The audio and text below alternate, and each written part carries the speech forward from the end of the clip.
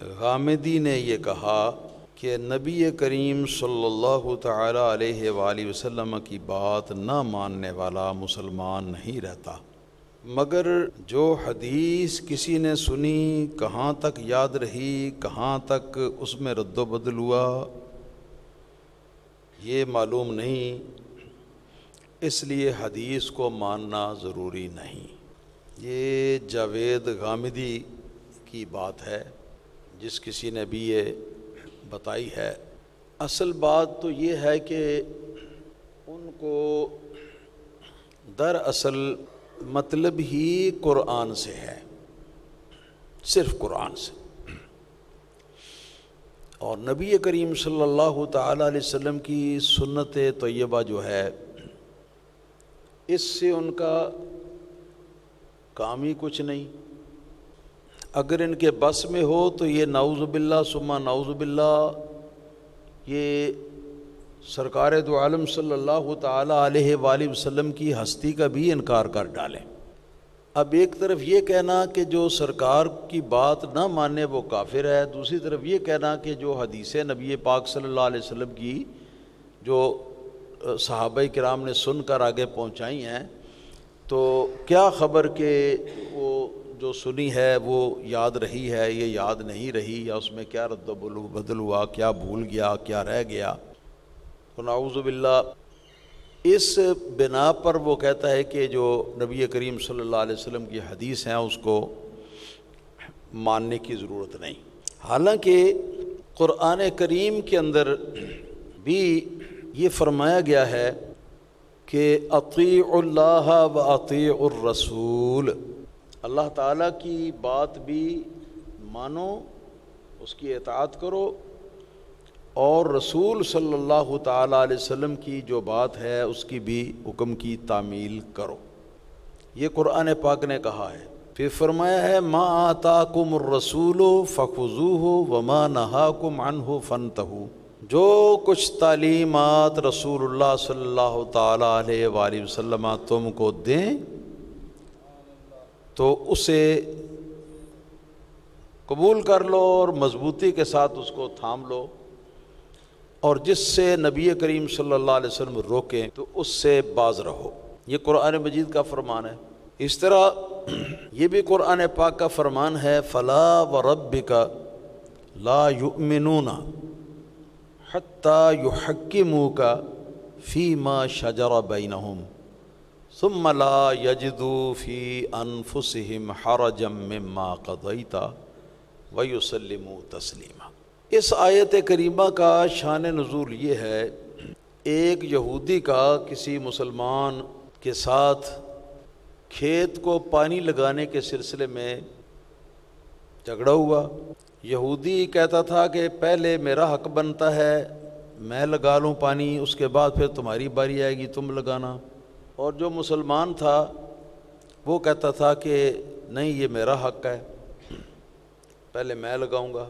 تو اب جب جھگڑا بڑھا، فیصلے کی کوئی صورت نظر نہ آئی، دونوں نہ مانے ایک دوسرے کی بات کو، تو یہودی نے کہا کہ اچھا چلو تمہارے جو رسول ہیں نا صلی اللہ تعالی علیہ وسلم، ان کے پاس دونوں چلے چلتے ہیں۔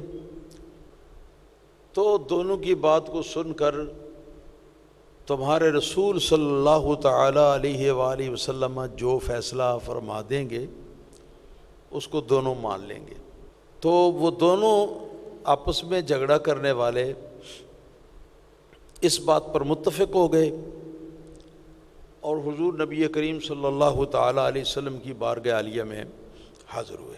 حاضر ہو کر اپنا مقدمہ پیش کیا۔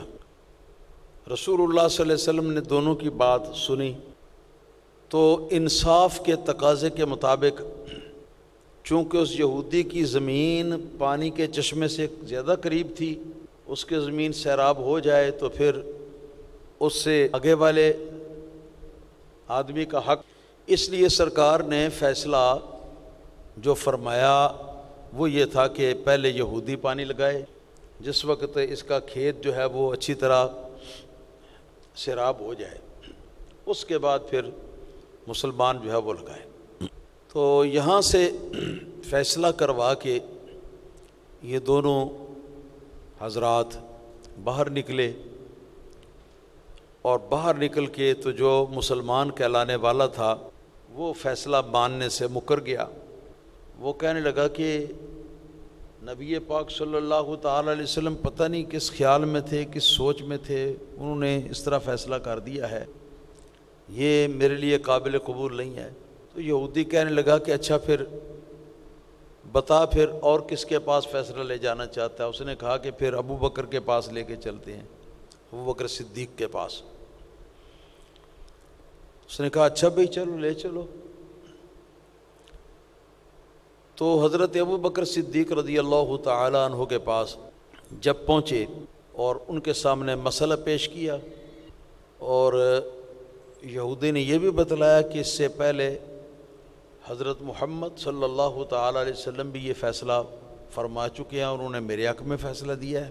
تو حضرت صدیق اکبر رضی اللہ تعالی عنہ نے فرمایا کہ جب رسول اللہ صلی اللہ تعالی علیہ وسلم نے فیصلہ دے دیا ہے تو ابو قحافہ کے بیٹے یعنی ابو بکر کی کیا مجال ہے یا کیا جرأت ہے کہ رسول اللہ صلی اللہ علیہ وسلم کے فیصلے کے اوپر کوئی فیصلہ جو ہے وہ کرے۔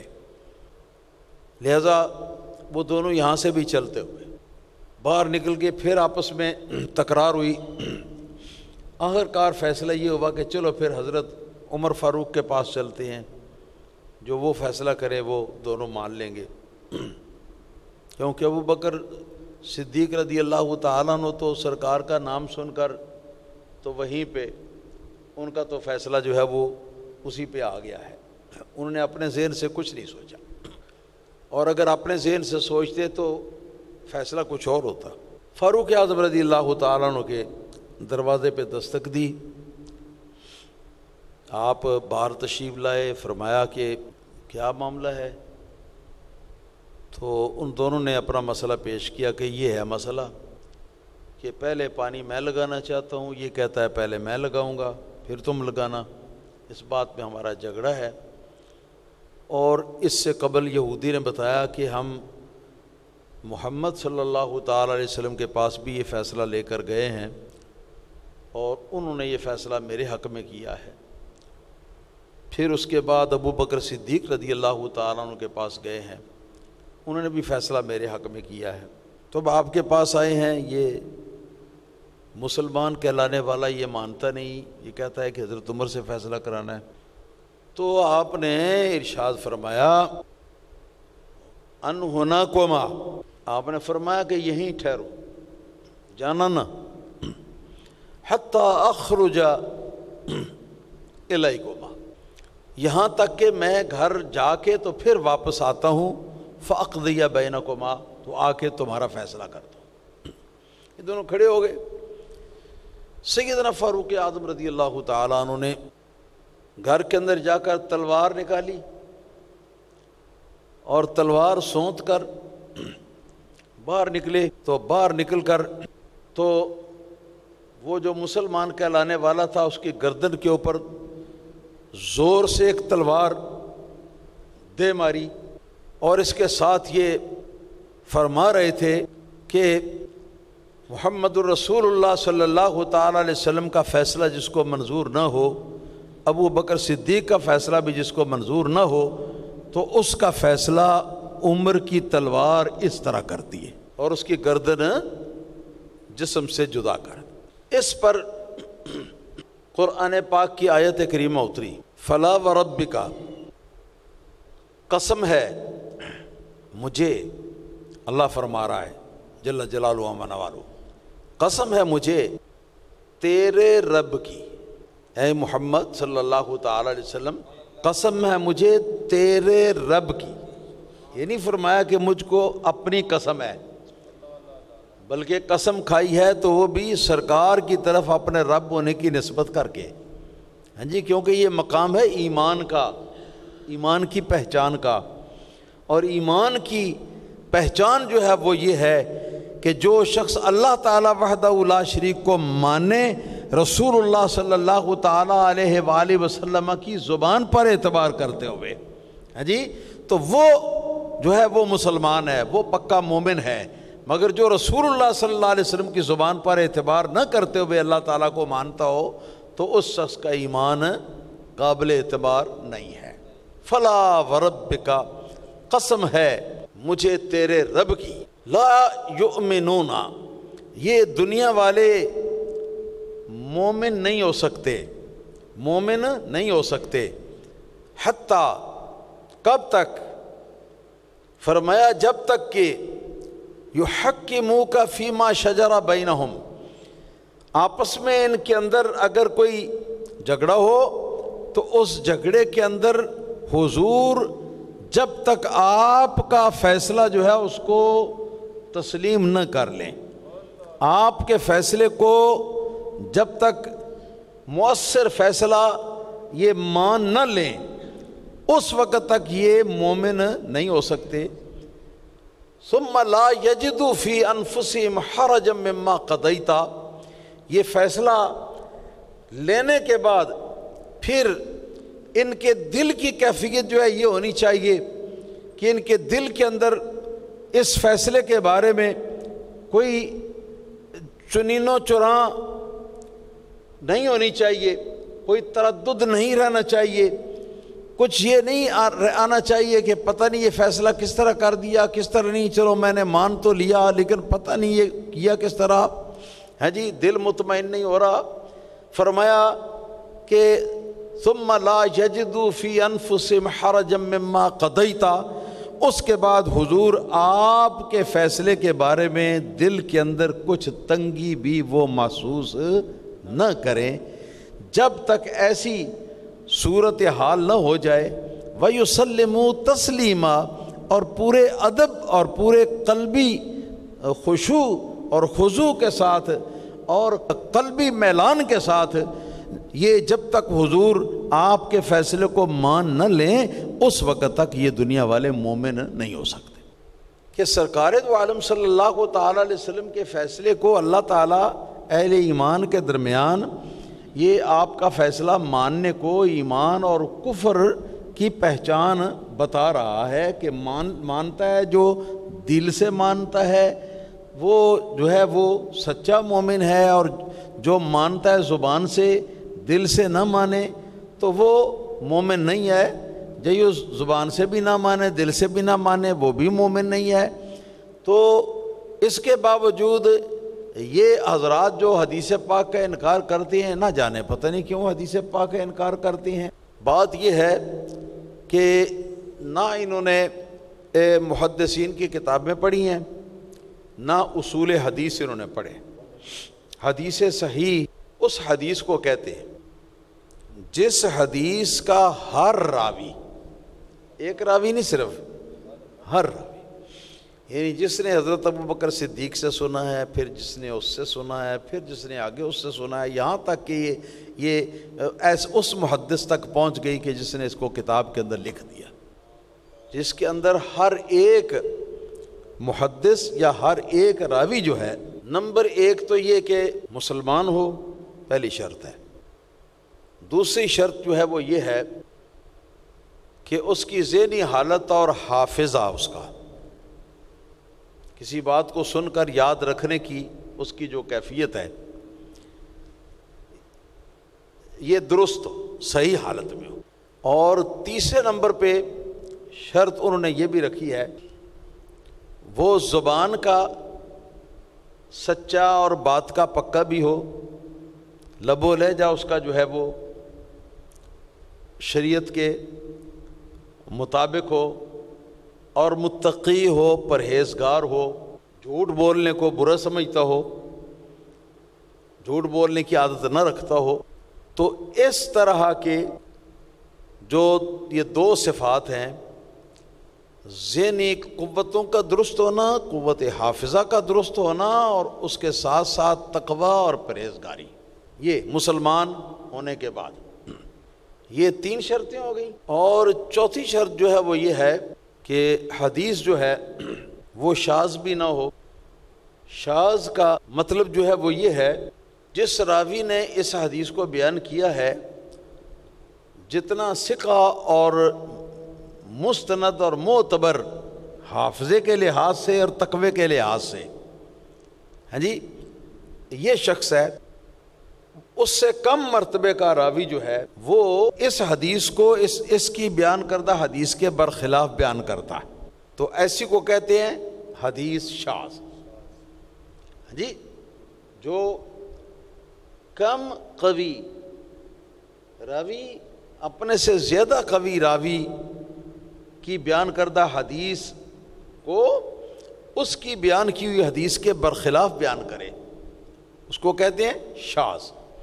تو حدیث شاذ بھی نہ ہو، اور اس کے علاوہ حدیث کے اندر متن میں یا اس کی سند میں کوئی خفیہ ایسا چھپا ہوا عیب بھی نہ ہو کہ جس کو جو ماہرین ہیں وہی پہچان سکتے ہیں، ماہرین کے بغیر دوسرا آدمی نہیں پہچان سکتا، کوئی ایسا عیب نہ ہو خفیہ کہ اگر وہ عیب ظاہر ہو تو جو آدمی اس عیب سے واقف ہو جائے تو وہ اس حدیث کو تسلیم نہ کرے، اس طرح کا اس کے اندر چھپا ہوا عیب بھی نہ ہو۔ کتنی باتیں ہو گئیں؟ 5 ہو گئیں۔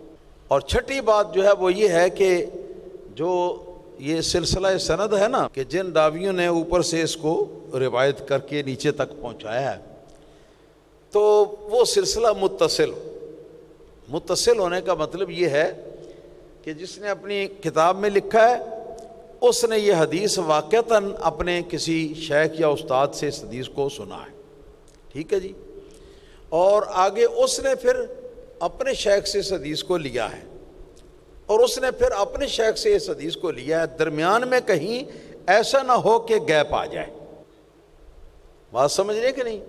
درمیان میں ایسا نہ ہو کہ کہیں کسی راوی کا نام رہ جائے، چھوٹ جائے، یا درمیان میں گیپ آ جائے، تو اس طرح یہ ہے کہ سند جو ہے یہ متصل ہو۔ اتنی شرطوں کے بعد جب یہ پائی جائیں تو محدثین کرام نے حدیث کو حدیث صحیح لذات ہی قرار دیا ہے۔ بات سمجھ رہے ہیں کہ نہیں سمجھ رہے؟ تو انہوں نے اتنی پابندیاں لگائی ہوئی ہیں، اتنی اس کے اوپر وہ انہوں نے قیود لگائی ہوئی ہیں کہ ان قیود سے کسی جھوٹے آدمی کا پار ہو کے نکل جانا یہ کسی کے بس کی بات نہیں ہے۔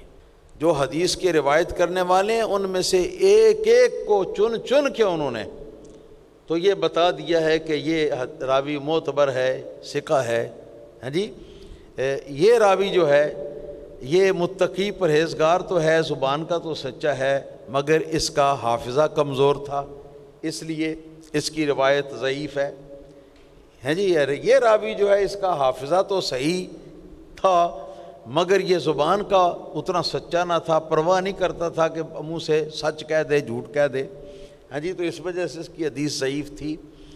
یہ اس طرح ساری باتیں انہوں نے یہ بڑی تفصیل کے ساتھ بیان کی ہیں، اور تفصیل کے ساتھ بیان کرنے کے بعد پھر کسی حدیث کے صحیح ہونے کا حکم لگایا ہے۔ یہ ایسے نہیں کہ اگر کسی عبارت کے اوپر حدیث کا لفظ آ جائے کہ یہ حدیث ہے تو اتنا سن کر یا اتنا دیکھ کر آنکھیں بند کر کے ہم مان لیں کہ یہ رسول اللہ صلی اللہ علیہ وسلم کا فرمان ہے، نہیں، بلکہ اس کی پوری چھان بین کریں گے۔ محدثین نے ایک ایک ضعیف راوی کو چھانٹ کر علیحدہ کر کے بیان کر دیا، ہاں جی، ناقدین حدیث نے ایک ایک جھوٹے آدمی کو، ہاں جی، جو حدیثیں گھڑتا تھا اپنے من سے جھوٹی یا گھڑ سکتا تھا، گھڑنے میں پرواہ محسوس نہیں کرتا تھا، ان سب کے نام جو ہیں وہ لے کر چن کر ان سب کو نکال کر تو علیحدہ ان کی لسٹیں بتا دی ہیں۔ بات سمجھ شریف میں آئی ہے کہ نہیں؟ تو اس لیے اب تو یہ بہانہ ہے حدیث پاک کو نہ ماننے کا۔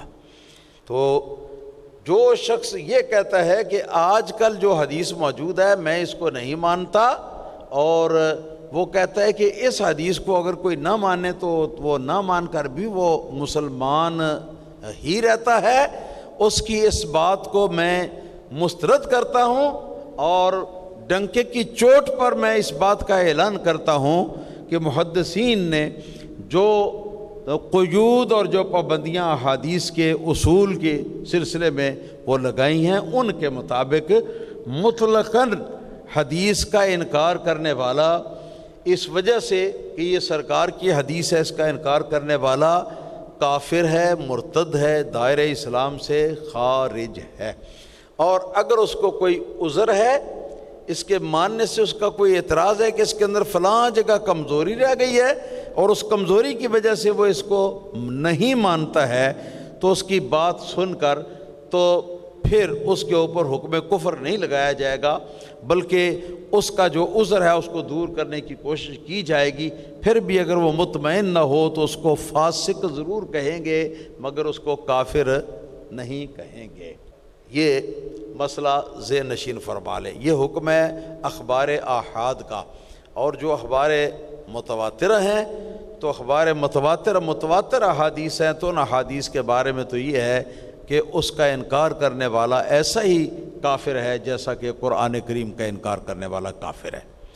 تو اس لیے یہ باتیں جو ہیں، ان باتوں پر بالکل اعتماد نہیں کیا جا سکتا۔ اصل میں یہ لوگ رسول اللہ صلی اللہ علیہ وسلم کی شریعت کو یہ لغو قرار دینا چاہتے ہیں، اور اس طرح وہ اپنے من سے قرآن پاک کے معنی گھڑ کے تو اس کے مطابق یہ اپنی زندگی گزارنا چاہتے ہیں۔ ہاں جی، جو شریعت نے پابندیاں لگائی ہیں ان پابندیوں سے آزاد ہونا چاہتے ہیں۔ اصل بیماری جو ہے وہ یہ ہے، نبی کریم صلی اللہ علیہ وسلم کی شریعت کو لغو قرار دینا چاہتے ہیں۔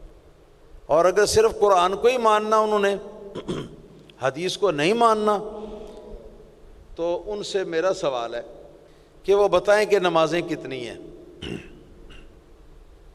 پوچھو ان سے، قرآن سے پڑھ کے بتاؤ نمازیں کتنی ہیں، اور کون سی نماز کا ٹائم کب شروع ہوتا ہے اور کہاں پہ ختم ہوتا ہے۔ بات سمجھ رہے ہیں؟ یہ تو قرآن نے فرما دیا ان الصلاۃ کانت علی المؤمنین کتابا موقوتا، کہ بے شک نماز اہل ایمان کے اوپر فرض ہے وقت کے لحاظ سے، جب اس کا وقت ہو جائے تو فرض ہے۔ اب وہ وقت کب ہوتا ہے شروع اور کب ختم ہوتا ہے؟ فجر کا کب شروع ہوتا ہے کب ختم ہوتا ہے؟ ظہر کا کب شروع ہوتا ہے کب ختم ہوتا ہے؟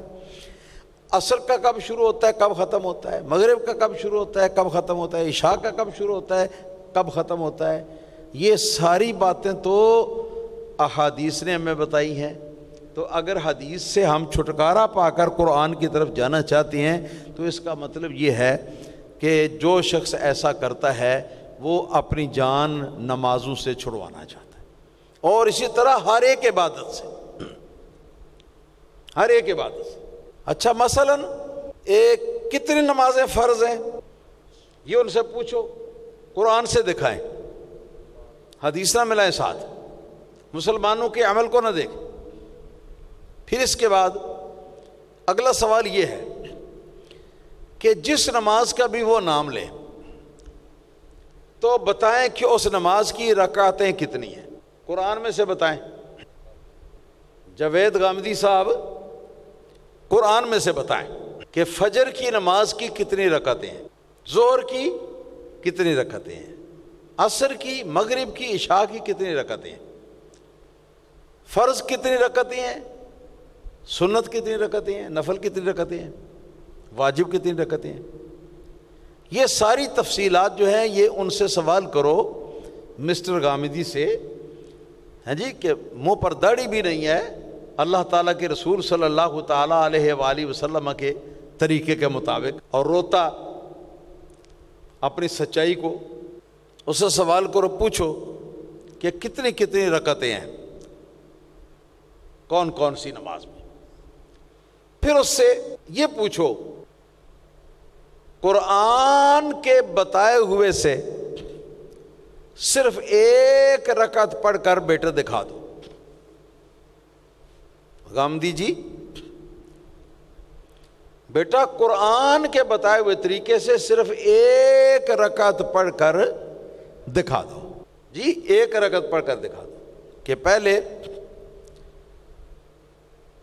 کھڑے ہونا ہے، قبلہ کی طرف منہ کر کے، پھر ہاتھوں کو کانوں تک اٹھانا ہے، ٹھیک ہے جی، پھر ہاتھوں کو باندھنا ہے، پھر اس میں فلاں فلاں صورت پڑھنی ہے، پھر جب قرآن کی تلاوت ہو جائے اس کے بعد پھر اللہ اکبر کہہ کے رکوع میں جانا ہے، یہ قرآن سے دکھائے۔ پھر رکوع میں جا کے کیا تسبیحیں پڑھنی ہیں، کتنی بار پڑھنی ہے، ہاں جی، یہ قرآن سے دکھائے۔ پھر اس کے بعد کیا کرنا ہے، اٹھ کے کھڑے ہونا ہے رکوع سے، قرآن سے دکھائے۔ اس کے بعد پھر کھڑے ہو کے کیا کہنا ہے، کھڑے ہونے کے دوران جب اٹھ رہا آدمی اس حالت میں کیا کہنا ہے، پھر کھڑے ہونے کے بعد کیا کہنا ہے، پھر اللہ اکبر کہہ کے تو نماز کے اندر سجدے میں جانا ہے، ہاں جی۔ تو یہ سجدہ جو ہے اس کا طریقہ کیا ہے جی؟ اگر کوئی آدمی کہے کہ میں اپنے یہ دونوں بازو پیچھے سے نکال کے زمین پہ لگا لوں اور اپنے پاؤں کی تلیاں بھی ہاں جی زمین پہ لگا لوں اور سینہ پیٹ اور کمر جو ہے یہ اوپر اٹھا لوں، اس طرح کر کے میں سجدہ کروں، اگر کوئی آدمی اس طرح کہے تو یہ غامدی جی اس کو کیسے روکیں گے؟ قرآن پڑھ کر کیسے روکیں گے؟ قرآن نے بتایا کہ سجدہ کس طرح کرنا ہے، قرآن نے بتایا کہ رکوع کس طرح کرنا ہے، سجدے میں پڑھنا کیا ہے، پھر ایک سجدہ کرنا ہے، دو سجدے کرنے ہیں، قرآن نے بتایا ہے، سارا کچھ تو سرکار کی حدیثوں نے بتایا۔ ارے یہ کوئی بھی یہ دعویٰ کرنے والا کہ میں حدیث کو نہیں مانتا، وہ صرف ایک رکعت نماز قرآن مجید کے مطابق قرآن پاک کی بتائی ہوئی ایک رکعت نماز پڑھ کر وہ ہمیں دکھا دے۔ چیلنج ہے غامدیوں کو، تمام غامدیوں کو، صرف ایک رکعت پڑھ کر دکھا دے۔ قرآن نے فرمایا اقیموا الصلاۃ وآتوا الزکاۃ، قرآن نے فرمایا زکوٰۃ ادا کرو۔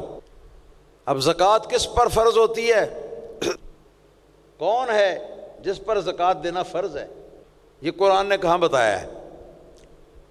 کتنا مال ہو تو زکوٰۃ فرض ہوتی ہے، سال گزر جائے یا نہ گزرے، ہاں جی، پھر زکوٰۃ دینی کتنی ہے؟ یہ پوچھو غامدیوں سے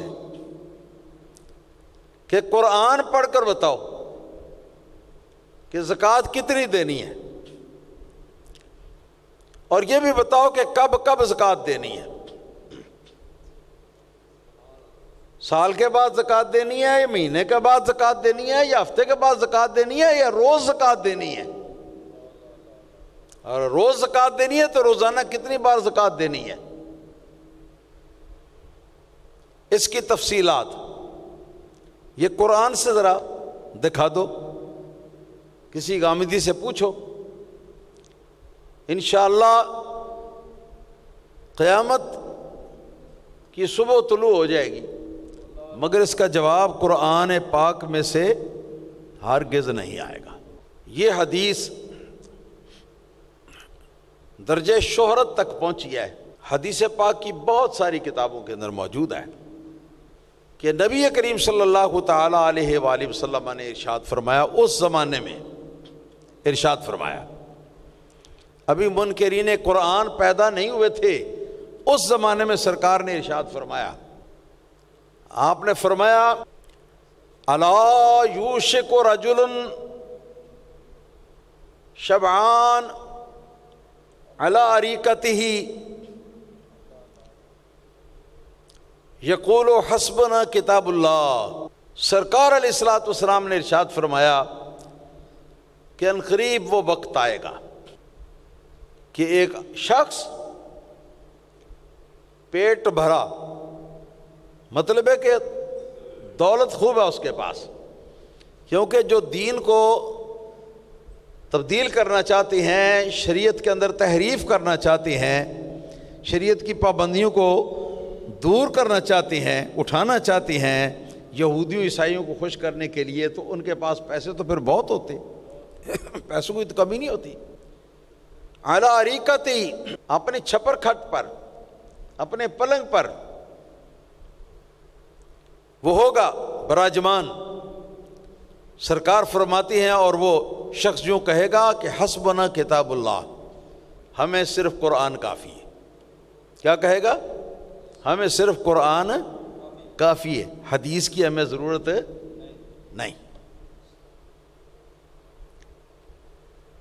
ما احل فیہ فہو حلال وما حرم فہو حرام، وہ کہے گا کہ جو قرآن کے اندر حلال قرار دیا گیا نا تو اس کو ہم حلال سمجھیں گے، جو قرآن میں حرام قرار دیا گیا اس کو ہم حرام قرار دیں گے، اور اس سے آگے نہیں۔ سمجھ آئی بات کہ نہیں آئی؟ سرکار نے یہ پیش گوئی دی، یہ پیش خبری دی، اور پھر اس کے بعد ارشاد فرمایا کہ سنو، الا وانی قد اوتیت القرآن ومثلہ معہ من السنہ۔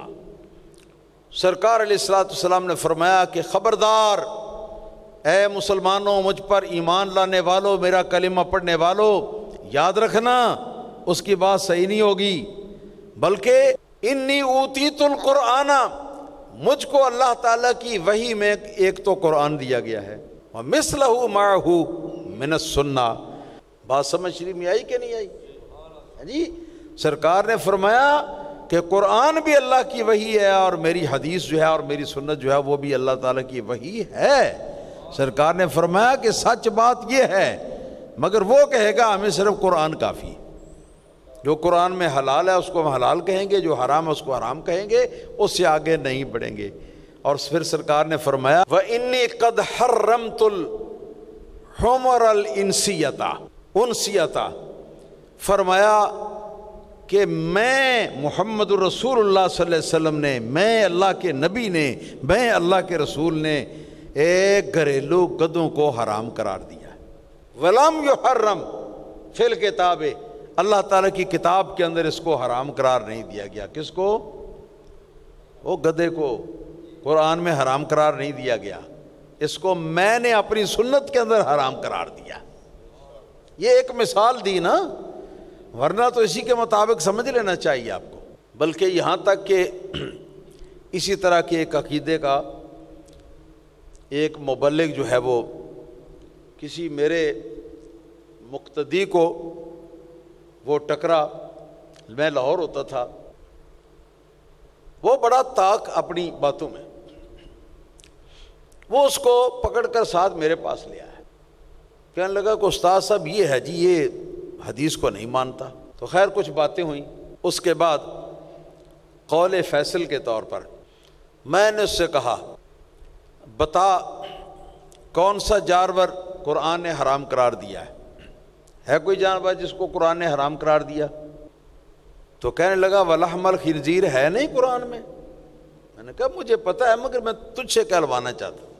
پھر دوبارہ کہو ذرا، کہنے لگا وَلَحْمَ الْخِنْزِيرِ قرآن میں ہے۔